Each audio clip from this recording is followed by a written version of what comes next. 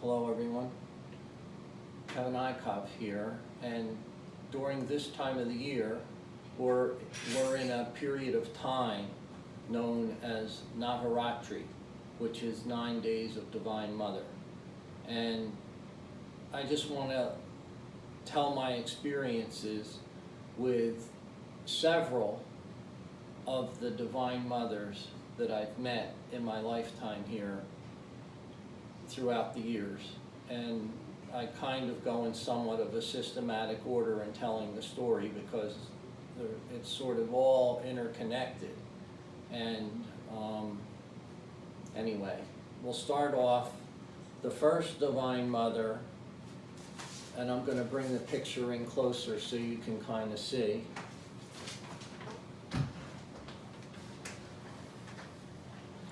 And hopefully that you can all see that. And that's Mata Amritan Amanda Amayi Devi. And most people just know her as Amma, and she calls all the people in the Philadelphia area her Philadelphia babies. And I've done setup for her over the years. And I will tell you a story more about her and my interconnection with her, and a very, very powerful story.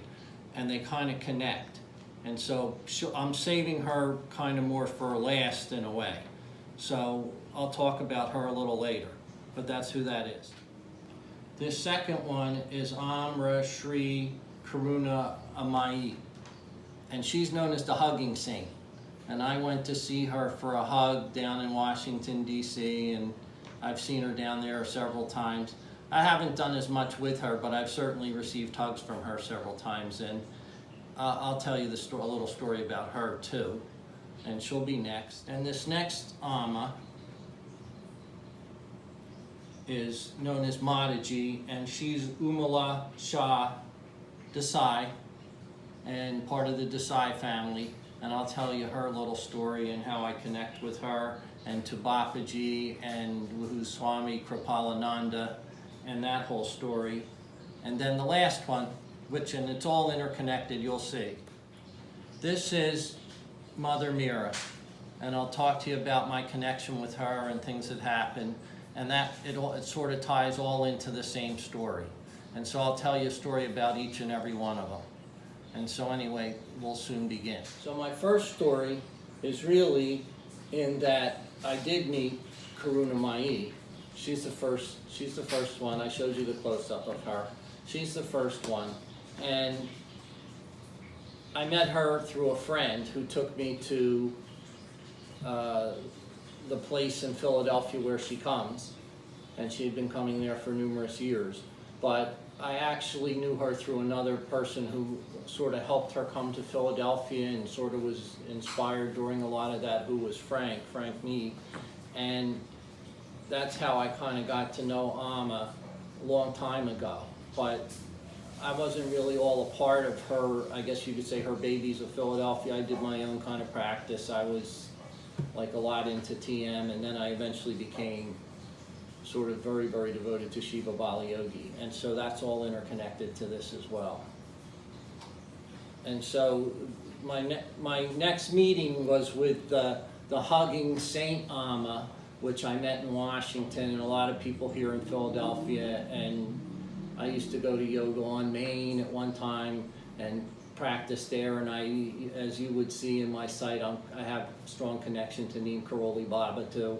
And so I would go to, a lot of their devotees go to see the Hugging Saint Amma. And so I would go to Washington and get a hug from her. And my story with her is, I had a friend and I used to go to their house all the time to meditate.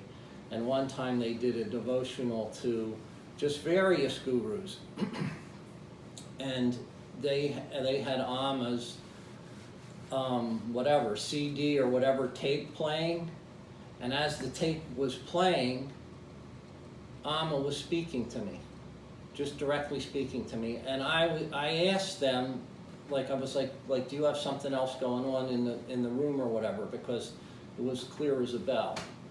And anyway, that was my experience with Amma, the Hugging Saint. And she's always kind of been around when I needed her. And all you have to really do is a third eye meditation and sort of stare at their third eye, put that to your third eye, and just do that meditation with each and every one of these amas, and they'll come and they'll help you. These are all here to help you.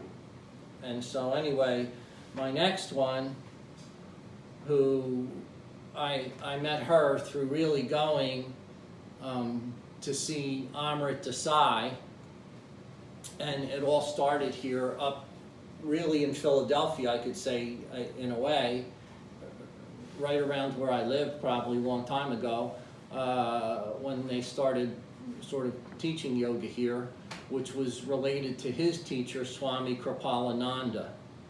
And they eventually had a little place up here around Lansdale. It's still there. I was the caretaker of that building for many years. And I went down to Florida because there was sort of a downfall of the whole entire organization at that point. And Omra Desai was teaching in Lansdale, and I did meet him up through there and did many yoga practices and events up there. And that's when I met Mataji. That's who everybody knew her as, Mataji. And my main experience with the whole entire, I don't know if you want to call it lineage or whatever, but my main experience, actually, believe it or not, surrounded more on Mataji. I have no idea why, but that's what happened. And so she was always in the kitchen cooking, but the men really weren't allowed to go in there, or I never really saw very many men in the kitchen working.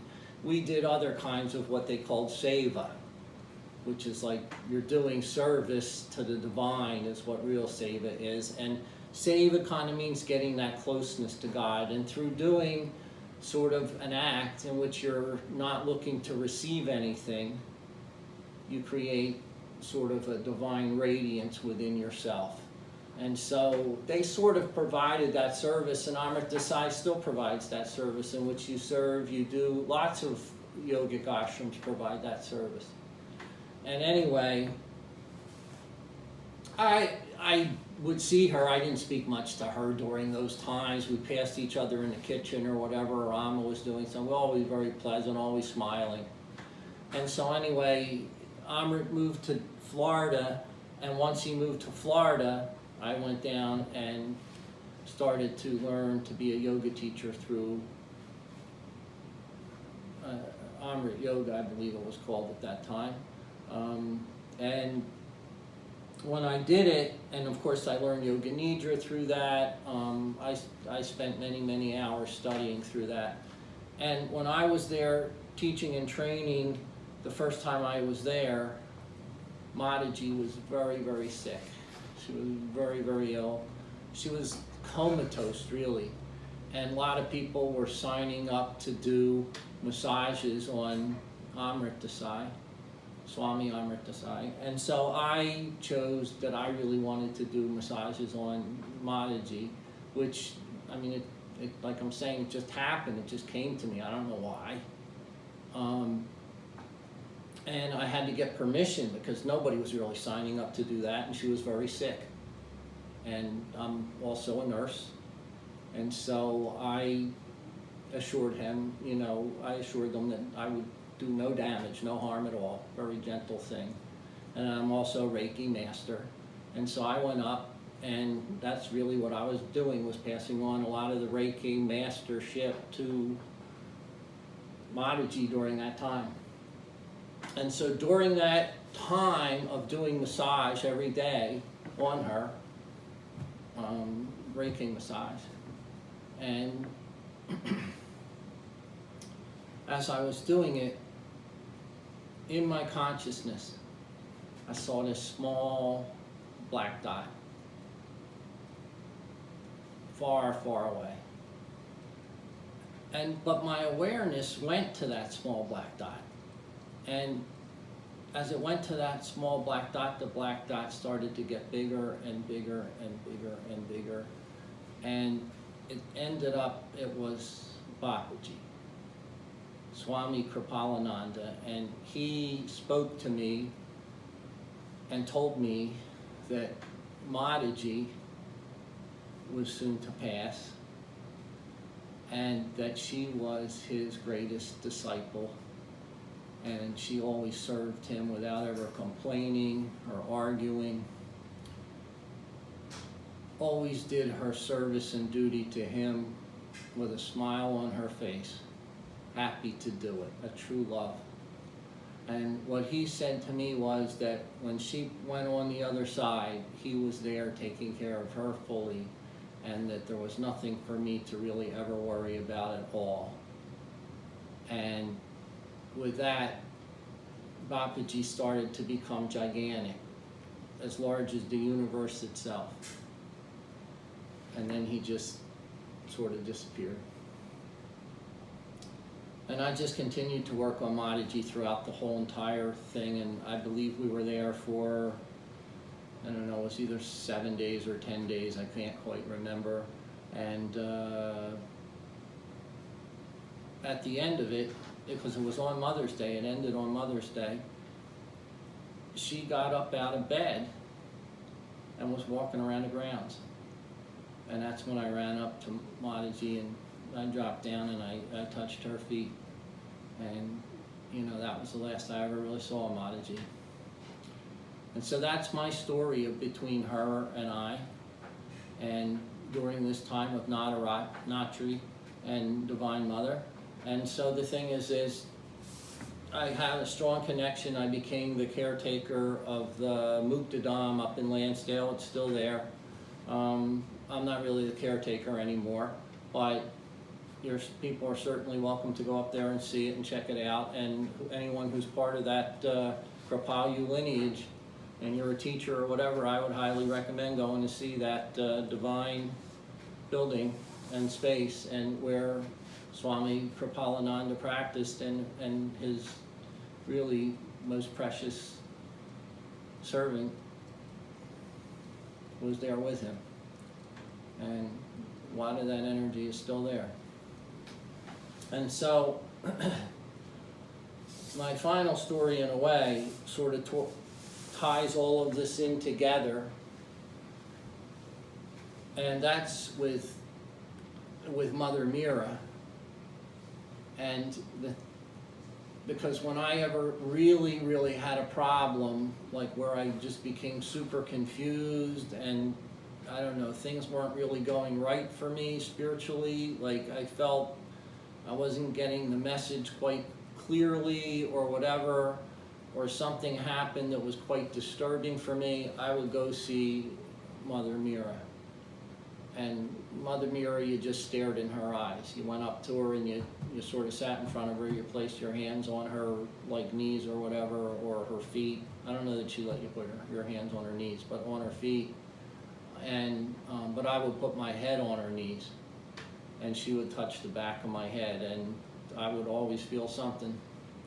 And then after I felt that thing, she would just have me sit up, and when I would sit up, I would look right into her eyes, and that's like the final breaking up of that knot that's there in all of us, those sinful knots that are there. And anyway, that's what Mother Mira would do, and I'm going to tell you some of this story more in detail, but it all ties in with Sri Shiva Bala Yogi Maharaj, in which I met him in a small church here in Northeast Philadelphia, and he really became a very strong guru for me in sort of having me resolve many of my spiritual issues through meditation. And a lot of that was all in through silence and in the meditations themselves. And there was a problem that occurred in some of that, and I went to see Mother Mira, and she helped clear my head in regards to a lot of that. And even to this very day, I don't need to look at a picture. I can close my eyes and just call on Mother Mira, and she'll appear right in front of me and speak to me about something. And that's true of basically every one of these mothers, these divine mothers that have come here to help humanity straighten things out. Some have more religious type practices than others, But that's, that it is what it is. And so,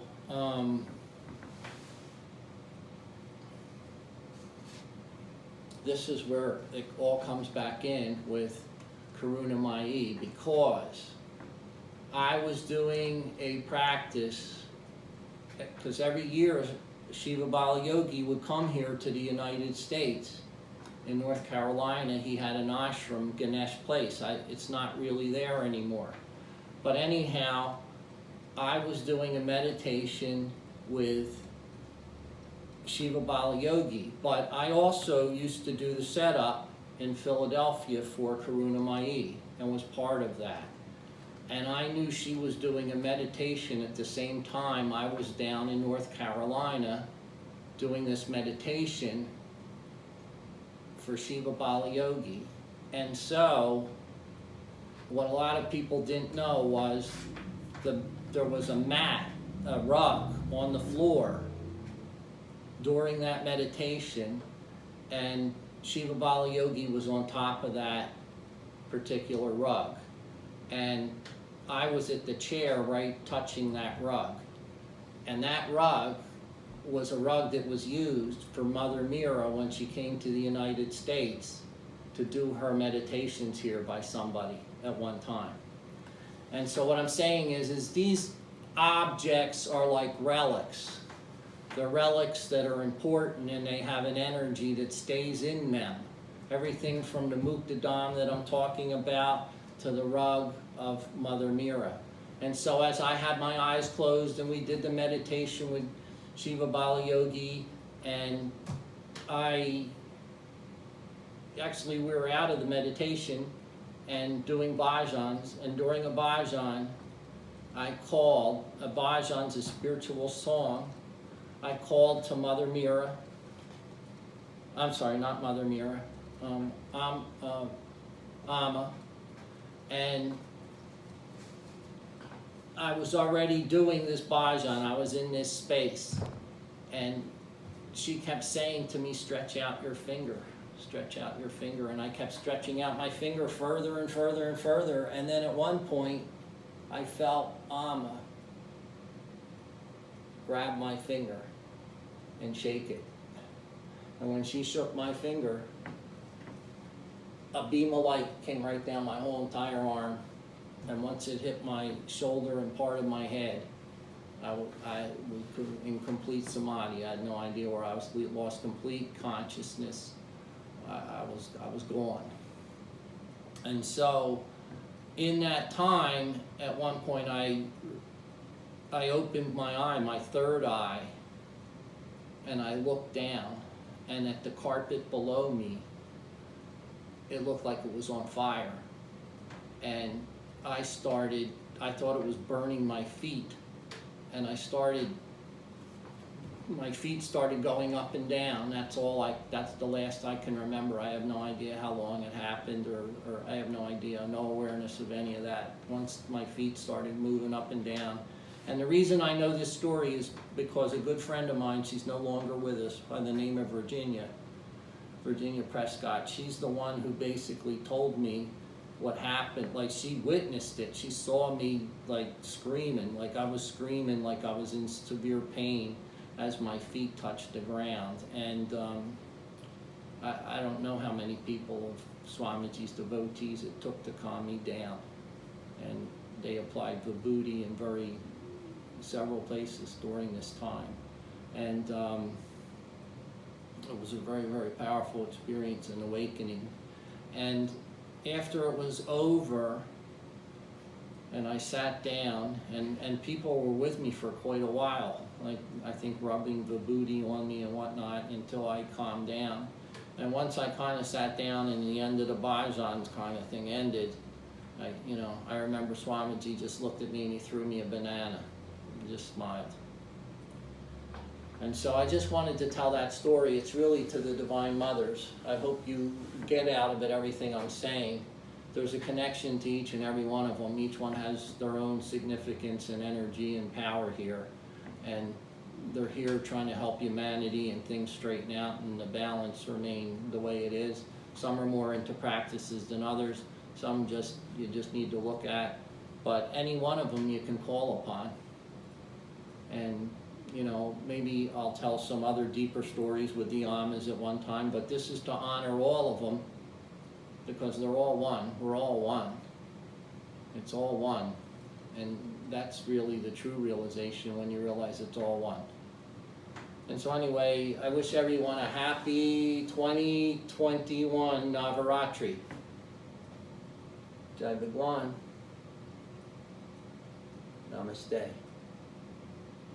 May you see the light within yourself and within all others. I hope today you feel blessed and encouraged to seek the help of Mother. Mother is earth as well. There's a very strong earth here, and those that are here should learn to become caretakers of earth and protect the earth, serve the earth and the earth mother, because it's a living thing. And you got to stop dumping trash and things like this on Mother. It's time to stop all of that. It's learn to be protective of Mother instead of using all the resources and just giving nothing back. It's time to give back and serve elemental earth. Have a blessed day.